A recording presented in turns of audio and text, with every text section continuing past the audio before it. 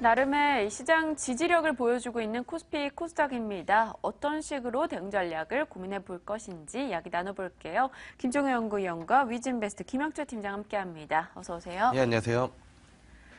자, 이제 수급적인 면부터 시장 이야기 한번 나눠보도록 할게요. 어제 원달러 환율 1,100원대까지 올라가기도 했고요. 연기금의 매수는 여전히 이어졌습니다. 장 마감 직전에 외국인의 소폭 매수 전환도 눈에 띄었는데요. 이를 감안해서 시장 전략 어떻게 보십니까? 일단은 뭐 시장 자체가 추세가 없기 때문에 박스권 좀 대응을 하시는 게 좀 좋지 않을까 이렇게 좀 말씀을 드릴 수가 있겠고요. 지난 시간에도 말씀을 드렸지만 거래소 지수 같은 경우에는 25포인트 박스로 좀 갇혀 있다.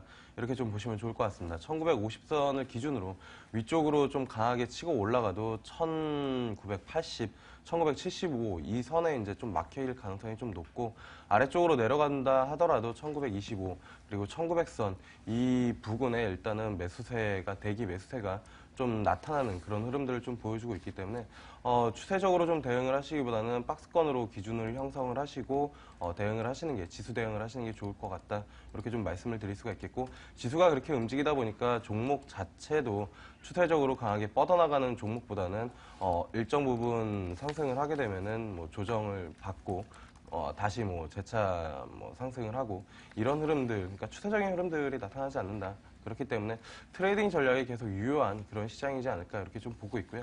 그다음에 사실 코스닥 시장 뭐 최근에 조금 소폭 고점 부근에서 조정을 받고 있는데 코스닥 시장에 대한 관심은 꾸준히 좀 이어져야 된다. 그리고 조정 시에는 뭐 매수 관점인데 일단은 한 580선 그리고 21선 올라오는 그 자리 정도에서는 뭐 충분히 좀 접근이 가능하지 않을까 이렇게 좀 판단을 하고 있는 부분들입니다. 그리고 이제 시장에서 사실 수급적인 측면을 보면은 연기금이 한 7거래일 정도 매수세가 좀 들어오고 있는 부분들인데 과거의 투자 경험을 생각을 해보시면 아시겠지만 연기금 같은 경우에는 지수를 끌어올리면서 그러니까 지수를 실질적으로 추가적으로 뭐 베팅을 하면서 끌어올리면서 투자를 하는 그런 매매 스타일이 아닌 것은 분명히 알고 계실 겁니다. 하지만 지금 흐름을 보면은 1900선에서 1950선까지 지수를 인위적으로 좀 끌어올리면서 뭐 매수를 해온 느낌이 없지 않아 있기 때문에 여기서 연기금이 뭐 1980 그리고 2000까지 지수를 추가적으로 끌어올린다라고 생각하는 것은 조금 어렵지 않을까 이렇게 좀 보고 있고요. 그렇기 때문에 연기금 매수세에는 큰 의미를 두지 않는 게 좀 좋지 않을까 이렇게 좀 보고 있는 부분들입니다. 그리고 사실 이제 환율 이야기도 이제 해주셨는데요. 일단 뭐 1100선 위쪽까지 좀 올라오고 있는데 기본적으로 환율 자체가 레벨이 올라가면은 뭐 수출주 쪽에는 좀 긍정적인 흐름이 좀 작용을 할 수는 있는 부분들입니다. 근데 전반적으로 원화 강세 쪽에 대한 부분들이 강하게 확신을 좀 주지 않는다라고 하면은 외국인들의 베팅이 좀 쉽게 들어오기는 어려운 상황이지 않나 이렇게 좀 볼 수가 있겠고 사실 뭐 미국 10년 만기 국채 금리가 뭐 사상 최저 수익률 그러니까 기본적으로 달러 강세가 계속적으로 이어지고 있다라는 부분들이고 이것 때문에 뭐 국내 원화 같은 경우에는 약세 그리고 전반적으로 글로벌적으로 뭐 통화 정책 자체가 돈을 푸는 그런 상황이기 때문에 뭐 국내 환율 자체도 그런 움직임으로 뭐 상승을 한 것으로 좀 판단을 하고 있고 또 하나는 지금 뭐 금리 인하에 대한 기대감 때문에도 환율이 좀 움직였다 이렇게 좀 볼 수가 있겠는데 전반적으로 환율 상승 기조에서는 외국인들의 적극적인 베팅을 기대하기는 어렵다라고 요약을 할 수가 있겠고 만약에 환율 상승 구간에서 수혜주를 좀 찾는다라고 하면은 뭐 전통적으로 그 환율 수혜주인 IT 그중에서 삼성전자가 가장 우세하지 않을까 이렇게 좀 판단을 하고 있는 부분들입니다. 네, 알겠습니다. 어제 시장에서 빼놓을 수 없는 부분이 바로 경기 민감주, 이 낙폭 과대주들의 반등일 텐데요. 조선화학, 철강 등이 반등을 했습니다.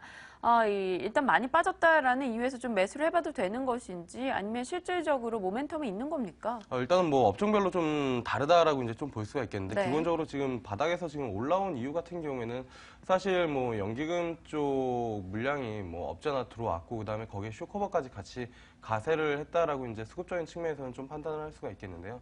기본적으로 수급적인 이벤트지 이게 업황 자체가 뭐 전반적으로 다 돌아섰다라고 판단을 하기엔 좀 어려운 것 같습니다. 일단은 조선 같은 경우에는 이 앞쪽에서 계속 말씀을 드리지만 전반적으로 부정적인 비율을 계속 보수적인 뷰의 관점으로 좀 대응을 하시는 게 좋지 않을까 이렇게 좀 보고 있어서 딱히 뭐 관심 종목은 없는 그런 상황이고요. 그다음에 정유 같은 경우에는 사실 뭐 지난 시간 앞전에도 계속 뭐 말씀드렸지만 유가 하락 스트레스에서 좀 벗어나는 그런 흐름들을 보여준다. 그 중에서도 지금 뭐 가장 빠르게 치고 올라온 게 S오일인데 S오일 같은 경우가 너무 빠르게 치고 올라왔기 때문에 상대적으로 못 오른 SK 이노베이션 쪽에 이제 뭐 관심을 좀 가져볼 만하지 않을까 이렇게 좀 보고 있고 같은 업종 내에서 만약에 롱숏 전략을 취한다면 많이 오른 S오일을 때리고 SK 이노베이션을 매수할 수 있는 그런 흐름도 좀 나타날 수 있기 때문에 정유 쪽에서는 SK 이노베이션을 좀 보시는 게 좋지 않을까 이렇게 좀 보고 있고요. 그 다음에 이제 화학 쪽에서도 사실 뭐 분할 매수 관점인데 금호석유에서 이제 뭐 롯데케미칼을 좀 더 중점적으로 보시는 게 좋지 않을까 이렇게 좀 판단을 하고 있는 부분들입니다.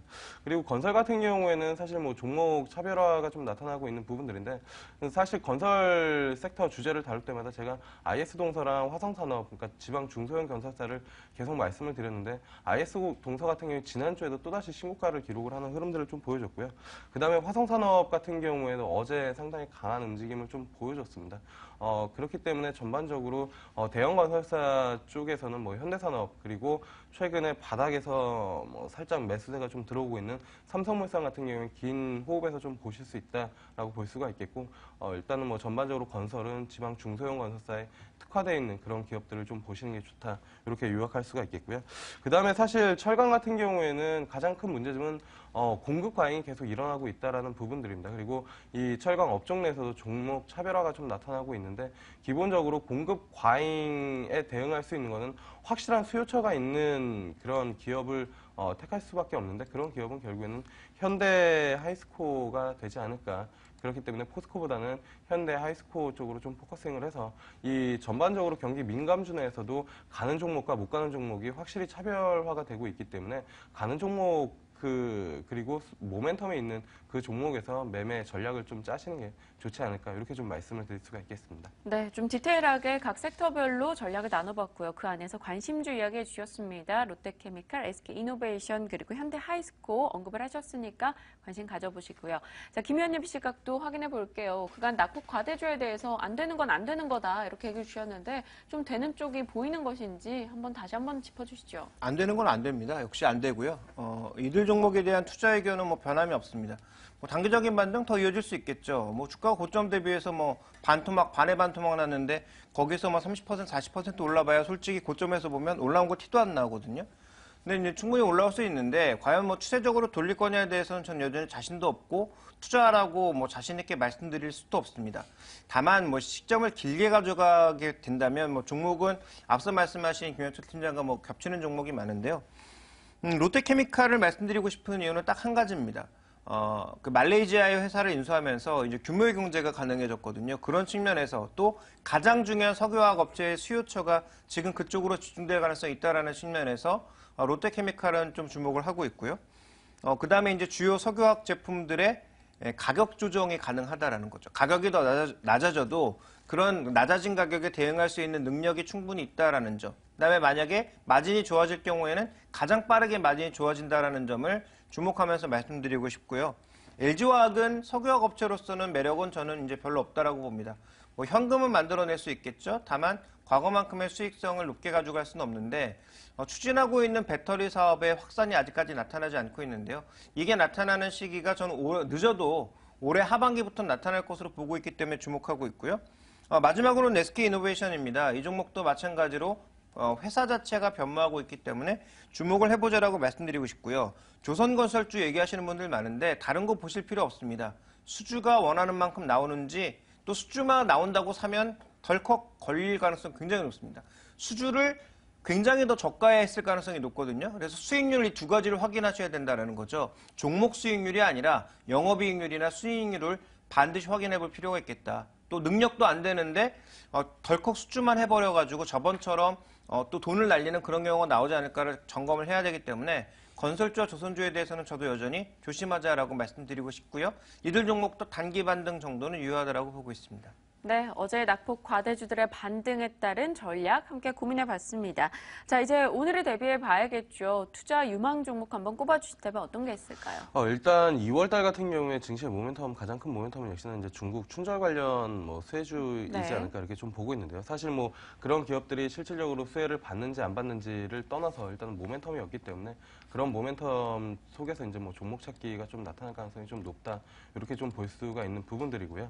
일단은 뭐 춘절 같은 경우가 과거에는 이제 뭐 내구재 쪽에 이제 소비가 좀 많이 늘었다라고 하면은 최근 같은 경우에는 이제 컨텐츠 문화 쪽 이쪽으로 이제 일단은 뭐 소비가 좀 증가를 하고 있는 그런 흐름들을 좀 보여주고 있기 때문에 사실 뭐 시장에서는 많은 종목들이 좀 알려져 있는 것 같습니다. 미디어 플렉스나 아니면은 로만손, SM 이런 거 같은 경우에는 중국 관련 컨텐츠 수혜 그리고 이제 뭐 주얼리 쪽 소비 수혜 이런 쪽으로 좀 많이 알려져 있는 종목인데 그리고 여기에 이제 뭐 추가적으로 본다라고 하면은 이제 역직구 그러니까 뭐 정부에서도 뭐 사실 뭐 핀테크를 활성화하게 하기 위한 그 목적 중에 하나가 해외 구매력을 뭐 증가시키는 그러니까 해외에서 국내 이제 뭐 산업재 그러니까 소비재들을 좀 구매를 쉽게 하기 위한 그런 일환도 하나 있는 부분들인데 그렇기 때문에 국내에서 브랜드 인지도가 좀 높은 기업들을 좀 살펴보시는 게 좋을 것 같고요.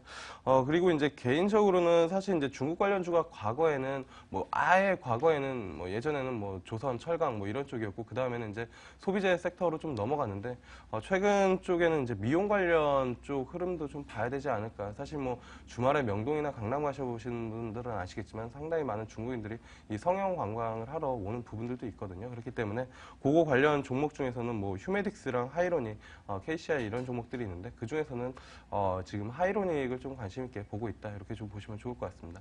하이로닉 같은 경우에는 사실 뭐 신규 상장한 지 얼마 되지가 않았는데 이 피부 미용 관련된 이 레이저 의료기기 쪽에 좀 특화되어 있는 그런 기업이다라고 좀 보시면 좋을 것 같고요.